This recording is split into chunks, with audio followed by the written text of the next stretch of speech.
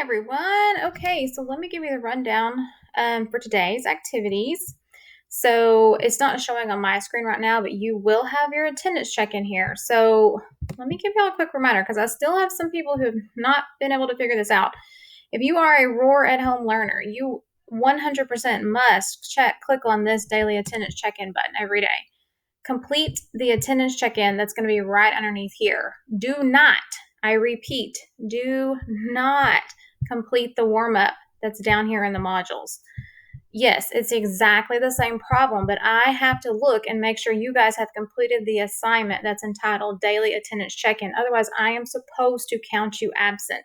So I will give you credit for doing the warm-up. You won't have like a missing grade or anything for that. You'll get credit for doing the warm-up if you do the attendance check-in. But if you just come down here to the module and you just do today's warm-up and you don't ever go up to the top and do the one that's titled attendance check-in, I am supposed to count you absent, and I do not want to have to do that. So please make sure you are doing the one titled attendance check-in. If you want to do both, that's okay. But if you only want to have to worry about doing one of them, do the one that's called attendance check-in, because that's the one that I can count you present for doing, okay? So do your attendance check-in, and then I actually published this Inequalities Scavenger Hunt assignment. Let's see, on Thursday. I'm going to go to school Friday. On Thursday, and some of my kids in class went ahead and got started on it. If you didn't, that's okay. And some of you actually already completed it, which is awesome. You're ahead of the game. So what you're going to do is, it's called a scavenger hunt, but I'll kind of explain to you why it's called a scavenger hunt. So you're going to come here and you have to fill out this form. So, I'm just going to type in something right now so we can get past this because these are required. You have to put accurate information or you won't get credit for it, though, just so you know. Okay, so this is something like, in years past, I would put these are big cards. I would put them on the wall. And so you would start at any picture that you wanted. You would work the problem. And then you would match up your answer with one of these pictures. So, but this takes the guesswork out of it for you because so you'll work this problem, whatever answer you get. I'm about to work it for you so we can work a couple together to refresh ourselves. Whatever answer you get, you click on that picture and it's going to take you to the appropriate card, wherever you're supposed to go next. So in a normal non-COVID world, you would actually walk around the room and find the next picture that matched your answer. So the only thing I'll tell you about this is, well, first of all, notice the big, huge, bold print here. If you don't show your work, you're going to get a 0. I'm not going to give you any credit if you don't show your work. On paper, I need to see the steps that you're taking to solve the equation, not just the problem and the answer. That's not showing your work. So make sure you show all your work on a separate sheet of paper. You're going to upload a picture of that work at the end to receive credit for this assignment. The other thing I would tell you is if you start repeating problems, let's say you solve this problem, and then you go through and you solve a couple more, and then you click an answer and it takes you back to math book, you've done something wrong. So it should lead you through all the problems and cut you off after you've solved all of them and you've gone in the correct order. So keep that in mind. So what I want to do right now is I actually want to work this one for you. So let me bring up my iPad here. Let's expand this and make this larger. So here is this problem right here. 3x plus 10 less than 16. So remember, solving inequalities is extremely so much like solving equations.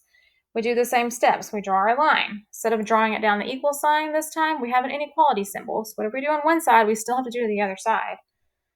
So step number 1, look for parentheses. Do we have them? Nope. So we don't need to distribute. So that's good. The next step would be combine like terms on each side. Well, over here, I just have one term, so there's nothing to combine over there. And over here, well, 3x and 10, those are not like terms. So actually, I don't have any terms to combine. The next step is get your variables together. Well, I can actually see I only have one variable term, and it's sitting right there. So my variable is together on one side. So now I need to solve. So remember, when you get to this point, you're usually at 1 or 2 steps and you're done. So we want this term that I've circled by itself. So I look and say, well, what's sitting next to it? Well, next to it is plus 10 on the same side. So I need to cancel that piece out. So the opposite of addition is subtraction. So actually I'm going to subtract 10 on both sides. So that's gone and I'm left with 3x. Bring down my inequality symbol. 16 minus 10 is 6.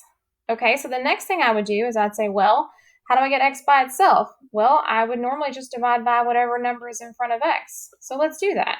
X on this side now is all we have because 3 divided by 3 is 1. 6 divided by 3 is 2. Be real careful. I've seen a lot of people that work this on Friday put 3. I don't know if we are subtracting in our brains, but don't let the simple addition and subtraction and multiplication and division keep you from getting the problem correct. Pull out your calculator if you're not confident or if you're just mindlessly doing those operations. So before we write our symbol down for the last time, we need to look and say, okay, did I multiply or divide by a negative on both sides? I did not. I divided by a positive number. Up here, it had negative 10, but remember we were subtracting. Addition and subtraction doesn't count. It's only when you're multiplying or dividing on both sides by a negative. We didn't do that, so our symbol does not flip. So there is our answer right there. So here's what I would encourage you to do now. Go back over to your form, and we got x less than 2. So look for your answer. It's right here, x less than 2. So what I would do now is I would come back to wherever paper you're working on, and I would write that that was eraser. Just somewhere note it on your paper that the answer to the first problem math book was eraser.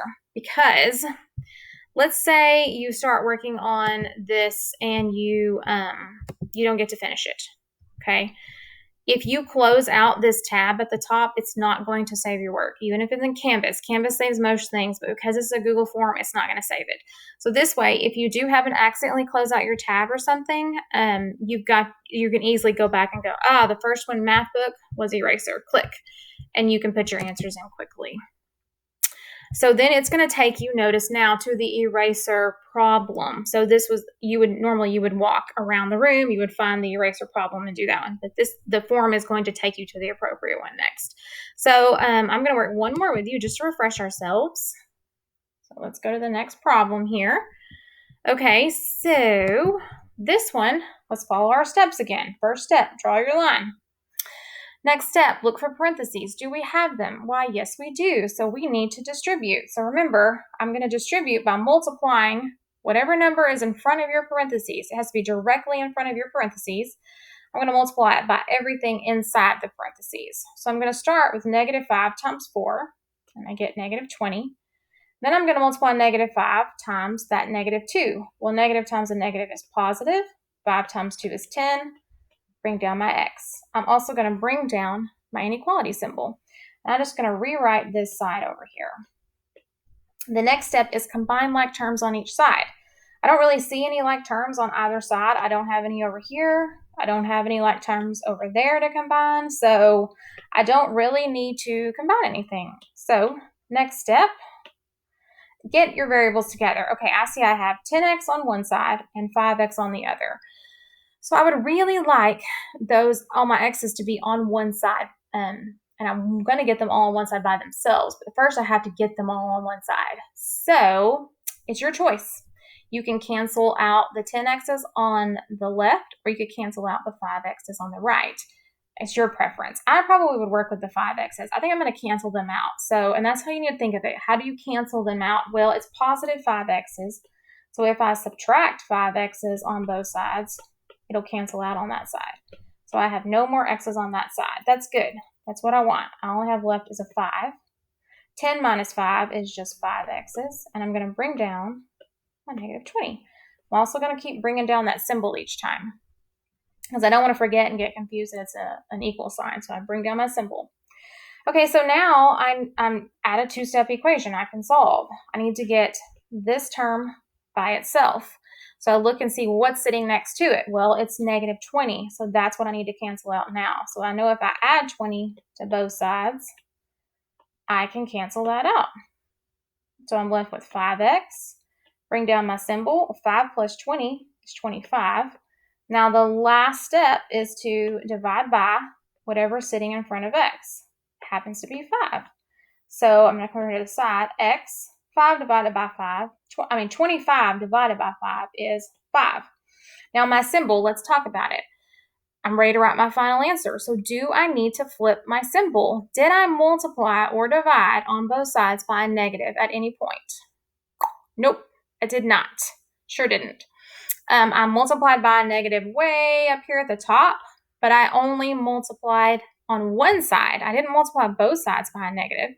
So I do not need to flip my symbol on this one. It's going to stay pointing the same direction. Again, guys, most of the time, you're going to have to flip your symbol if whatever number, when you get down to this step right here, if the number sitting in front of X is negative, that's usually when you have to flip your symbol.